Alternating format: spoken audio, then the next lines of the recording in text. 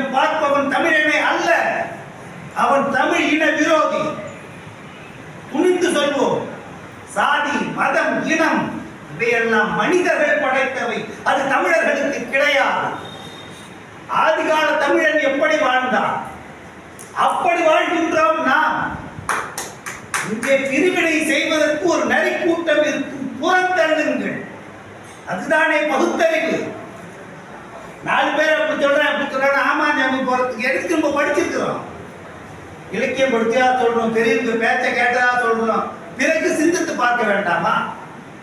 தமிழனுக்கு சாதி பேதம் கிடையவே கிடையாது. இந்த வரலாற்று நீங்க படித்து பாருங்க. அப்பர் பெருமான் வரும்போது எல்லா இடங்களிலும் அப்பர் பெயராலே தண்ணீர் பந்தல் இருக்கிறது.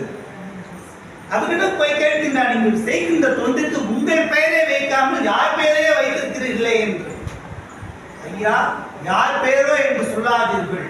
திருநாவுக்கரசர் ஈசனே வாகீசா என்று சொன்ன பெருமகன் அவர். அவர் பெயரால் நான் தண்ணீர் பந்தல் அமைத்திருக்கின்றேன், ஒன்றுமே தெரியாது போல் கேட்கின்றீர்களே என்று சொல்கின்றார். சொன்னவர் ஒரு ஐயர். அவனுக்கு இருந்ததா சாதி பேதம்? எண்ணி பாருங்கள். திருஞான சம்பந்தர் அவருக்கு பெண் கொடுப்பதற்காக மயிலையிலே சிவனேச செட்டியார் வளர்க்கின்றார். ஐயர் செட்டியார் மனம் கொடுப்பதற்கு எங்கிருந்தது சாதி பேதம்? ஏமாற்று வேலை. நாம் ஏமாந்து கொண்டிருக்கின்றோம் நண்பர்களே. தமிழனை பற்றி சொல்லும் போது எவனாவது நீ இந்த சாதி அந்த சாதி சாதி விரோதி என்று சொன்னால் தக்க பதில் சொல்லுங்கள். நாம் தமிழர்கள், சாதியும் மதமும் எங்களுக்கு கிடையவே கிடையாது. எங்கள் ஒரே மதம், இந்து மதம். 2 சாதிகள் மட்டும்தான் இருக்கும் உலகத்திலே. ஒன்று ஆண் ஜாதி, இன்னொன்று பெண் ஜாதி. இது இல்லை என்றால் இந்த பிரபஞ்சமே இல்லை. அனைவருக்கும் பிறப்பு ஒன்றுதான். எந்த முட்டாளோ சொன்னான் ஒருவன் தலையிலே பிறக்கின்றான், ஒருவன் காலிலே பிறக்கின்றான் என்று.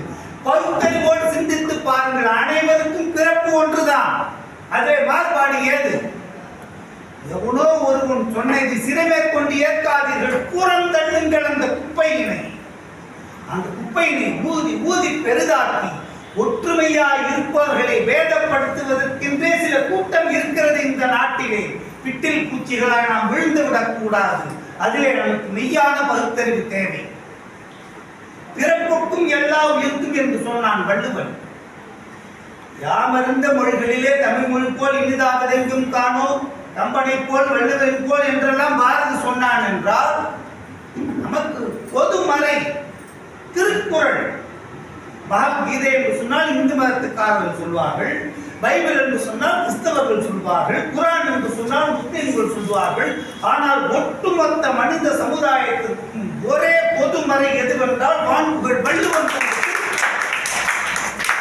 அந்த குரலை சிறமையை தாங்கி பெரும் தொண்டு புரிகின்ற இந்த குமார் ஐயா அவர்களை நான் வாழ்த்துகிறேன், போற்றுகிறேன். அன்பு நண்பர்களே, நம்மிடையே தெளிவாக சிந்தித்து பார்க்க வேண்டும். நம்மை சொல்லி சொல்லி நம்மை மழுங்கடித்து விட்டார்கள், நம்மை மழுங்கடித்து விட்டார்கள். இவன் சாதி பேதம் பார்ப்பவன், இவன் இப்படி அவன் அப்படி என்று. அதனால் நாம் என்ன செய்தோம்? இவர் இப்படித்தான். அருகில் சென்று பார்க்கவே இல்லை, பழகவே இல்லை. எப்படி ஒருவரை எடை போட முடியும்? ஏமாந்து விடாதீர்கள். இனியாகிலும் நாம் தெளிவோடு இருக்க வேண்டும். நாம் தமிழர்கள். எனக்கு ஜாதி கிடையாது, மதம் கிடையாது, இனம் கிடையாது, குணம் மட்டுமே ஒன்று. குணத்தை வைத்துத்தான் நான் மனிதனை எடை போடுவேன், அவன் யாராக இருந்தாலும் சரி. பேரறிஞர் அண்ணா அவர்கள் ஒருமுறை சொன்னார்கள், அதனை நான் பெரும்பாலும் எல்லா கூட்டத்திலும் சொல்வேன். பேரறிஞர் அண்ணா அவர்கள் பேசும்போது ஒரு நிருபர் சட்டென்று ஏந்து ஒரு கேள்வி கேட்டார். ஐயா, நீங்கள் குறிப்பிட்ட ஜாதி என்று ஆரம்பித்தார். பேரறிஞர் அண்ணா சூக்ஷ்மம் அதிகம். பேரறிஞர் அண்ணாவா கையை காட்டிவிட்டு, அன்பு தம்பி, சாதி பேதம் பார்ப்பவர்கள் யாராக இருந்தாலும் சரி, விஸ்வநாத ஐயராக இருந்தாலும் சரி, ஏகாம்பர முதலியாராக இருந்தாலும் சரி, ஆறுமுகம் பிள்ளையாக இருந்தாலும் சரி, சம்பந்தன் செட்டியாராக இருந்தாலும் சரி, இவர்கள் நமக்கு தேவையற்றவர்கள் தான் என்று சொன்னார். சிந்தித்து பார்க்க வேண்டும் தோழர்களே. நமக்கு சாதி வேதம் கிடையாது, அதுதான் உண்மை. பாரதி அதைத்தானே சொன்னான், பாரதிதாசன் அதைத்தானே சொன்னான். சாதிகள் இல்லையடி பாப்பா என் குழந்தைக்கு சொன்னான் பாரதி. அந்த பச்சை குழந்தை வளரும் போதே விசால அறிவோடு வளர வேண்டும். சாதிகள் இல்லையடி பாப்பா குளம் தாழ்த்து உயர்த்தி சொல்ல பாவம் என்று சொன்னான் பாரதிதாசன். சொன்னான் பாருங்கள், இருட்டறையில் உள்ளதாடா உலகம், சாதி இருக்கின்றது என்போடும் இருக்கின்றானே. 50-60 ஆண்டுகளுக்கு முன்பு பாடின அந்த கொடுமைகளை இன்றைக்கு நிற்கிறது. அதை எப்படி போக்குவது? இத்தகைய பெருமக்கள் இவர்கள் எல்லாம் பாடுபடுகின்றார்களே. திருக்குறளை வைத்து இங்கு வர வேண்டும், கேட்க வேண்டும், படிக்க வேண்டும், ஏமாந்து விடக்கூடாது. சுந்தரன் அவருடைய 2 மனைவியர், தங்கை நாச்சியார், பறவை நாச்சியார். இவர் ஐயர், அவங்க ஐயர் இல்லையே. திருமணம் நடந்தது, சிவபெருமான் தூது சென்றான். அவன் ஜாதி பார்த்தானா? ஏமாந்து விடாதீர்கள். நம்மை ஏற்பதற்கென்றே ஒரு கூட்டம் அன்று தொட்டு இன்று வரை இருந்து வருகின்றது, இருக்கின்றார்கள், முனைப்போடு செயல்படுகின்றார்கள்.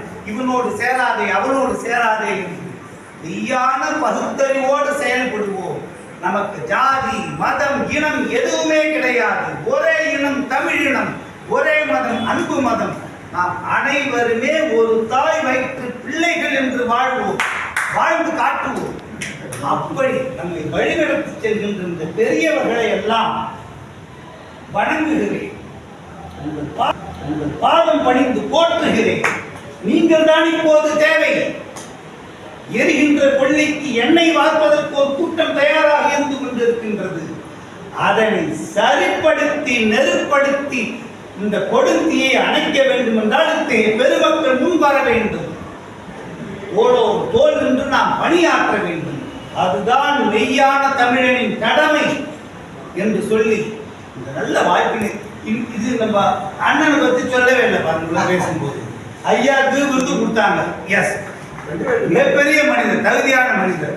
இருக்காரு பாருங்க, சிந்தைவாசி. இந்த அண்ணன் தொகுப்புரை செய்வதிலே உலக சாதனை படைத்தார். 5000 தொகுப்புரைக்கு மேல் செய்து கின்னஸ் சாதனையாளர், உலக சாதனையாளர். இவருக்கு தெரியாதே கிடையாது. நான் பேசுறேன்னு நினைச்சேன், ஒரு படப்படப்பட எல்லாமே சொல்லிட்டாரு. அத்தகைய அருமையான மனிதர், அனைவராலும் பாராட்டப்பட்டவர். அவரு ஒரு சிறந்த இலக்கியவாதி, இலக்கிய அமைப்பு நடத்துகின்றவர், கலைஞர், அம்மா எல்லாரும் பாராட்டினவங்க. அவங்கள்ட்ட பாராட்டுவது எளிதான காரியமா? அத்தகைய மாமனிதர் இவர்.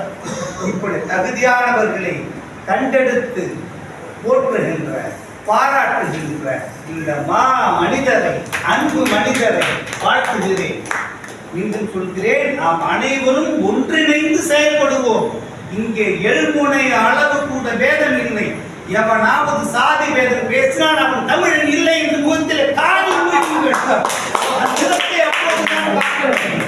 ஒற்றுமையாக இருப்போம். செந்தமிழ் நாடன் போதிலே என்ற மெய்யான வரிகளுக்கு விளக்க உரையாக, நடமாடும் விளக்க உரையாக நாம் ஒவ்வொருவருமே இருப்போம் என்று சொல்லி வாய்ப்பளித்தமைக்கு நன்றி.